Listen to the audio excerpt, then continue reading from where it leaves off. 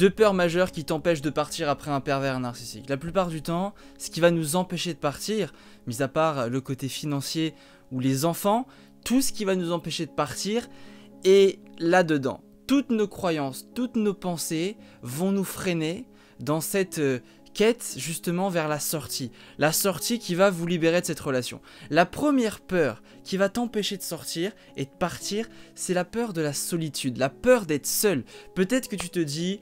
Qu'est-ce qui va se passer après cette relation? Je serai seul, je vais me sentir vide, je vais manquer d'amour. Je vais être seul face à moi-même et je serai incapable de m'en sortir. Dans toutes ces pensées que tu peux avoir, il y a évidemment tout un tas de croyances limitantes. Parce que, la vérité, quel est le problème à te sentir seul après avoir été avec un pervers narcissique quand tu sais que tout le long de cette relation, tu as été seul? On n'est jamais autant seul qu'avec un pervers narcissique. Tu n'as jamais autant été seul qu'avec un pervers narcissique. Mais évidemment, on est dans l'illusion de se dire « j'ai quelqu'un en face de moi, quelqu'un qui a des émotions, quelqu'un qui m'aime, quelqu'un qui pense à moi ». En réalité, tu restes accroché à cette illusion, au conte de fées en te disant « je suis quand même avec quelqu'un qui m'aime ». Mais non, cet homme-là, cette femme-là ne t'a pas aimé, ne t'aime pas. En réalité, elle est à côté de toi dans cette relation, mais elle est tellement éloignée de toi. Parce que cette personne, elle se fiche de toi. Donc depuis le début de la relation, tu es seul. Et je suis certain que tu as déjà ressenti cette sensation. Te sentir seul, alors même que tu es avec cette personne dans la même pièce. Eh bien, pose-toi la question, c'est quoi le pire entre rester seul dans cette relation avec quelqu'un qui t'agresse, avec quelqu'un qui abuse de toi, et être seul en partant. Parce que, en étant seul, finalement, tu as la paix. Ne crois pas que en étant seul, tu ne réussiras pas à t'en sortir. Ne crois pas qu'en étant seul, tu vas te sentir vide. Non, la vérité c'est que c'est le pervers narcissique qui est vide. La vérité c'est que l'énergie, l'amour, c'est toi qui as été le moteur de cette relation.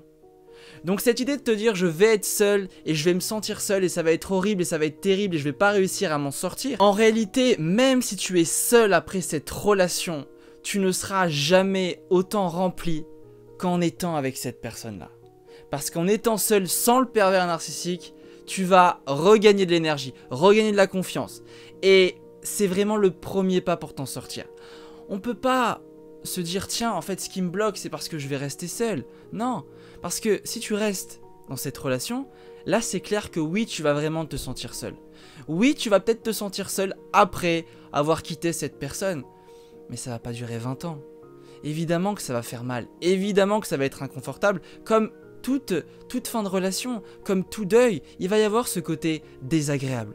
Mais on a besoin de ce côté désagréable, on a besoin de passer par là, c'est inévitable. Et encore une fois, sache aussi que ce n'est pas parce que tu es seul que tu n'as plus de valeur. Ce n'est pas parce que tu es seul que tu ne pourras plus être aimé. Ce n'est pas parce que tu te retrouves seul et que tu pars de cette relation que tu ne pourras pas rencontrer une bonne personne. Et j'en viens du coup à la deuxième peur. La peur de l'inconnu, la peur du changement. Peut-être que tu te dis mais finalement, ok, c'est terrible ce que je suis en train de vivre. Ok, c'est pas confortable cette relation. Ok, il me disqualifie, il abuse de moi. Il souffle le chaud et le froid en permanence. Ok, c'est pas confortable. Mais peut-être que tu te dis finalement, le démon que je connais est préférable au démon de l'inconnu. C'est peut-être préférable de rester dans ce que je connais, même si c'est pas agréable, que de partir parce que j'ai peur. J'ai peur de savoir ce qui va se passer. Qu'est-ce qui va se passer si je quitte le pervers narcissique? Peut-être qu'encore une fois, je vais rester seul. J'arriverai pas à rencontrer quelqu'un. C'est cet inconnu qui nous fait croire que l'inconnu sera plus terrible que la relation actuelle.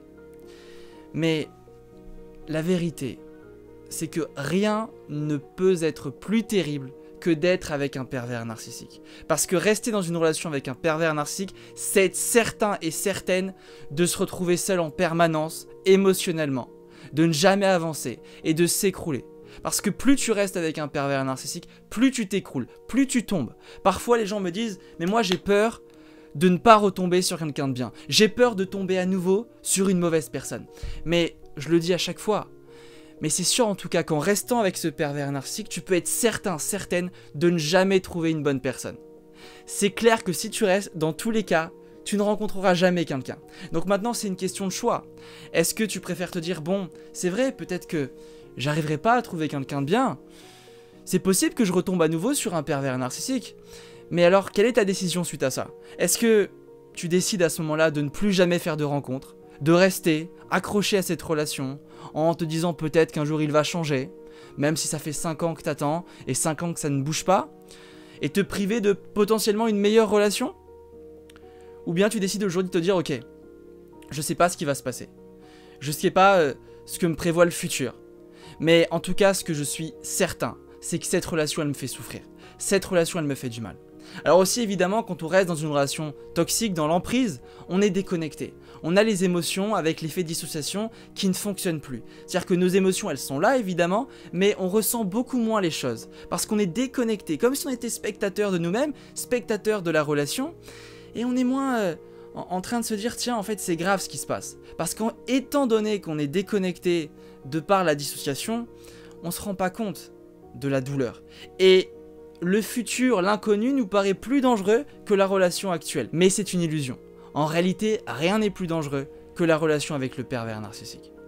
Si ces deux peurs-là te parlent et qu'aujourd'hui tu es en train de te poser ces questions et que tu sens en ce moment que ces peurs te traversent, encore une fois, remets en question ces peurs, remets en question ces croyances. Pose-toi la question, c'est quoi le plus important pour toi aujourd'hui? Vivre dans la relation et être certaine que ça ne marchera pas et que tu vas souffrir, ou potentiellement oui, tu sais pas ce qui va se passer dans le futur, mais tu sais que ce futur-là, c'est aussi et certainement obligatoirement la clé de ta sortie. La clé de la libération. C'est à toi de voir. Je te dis à très vite, je t'aime, salut.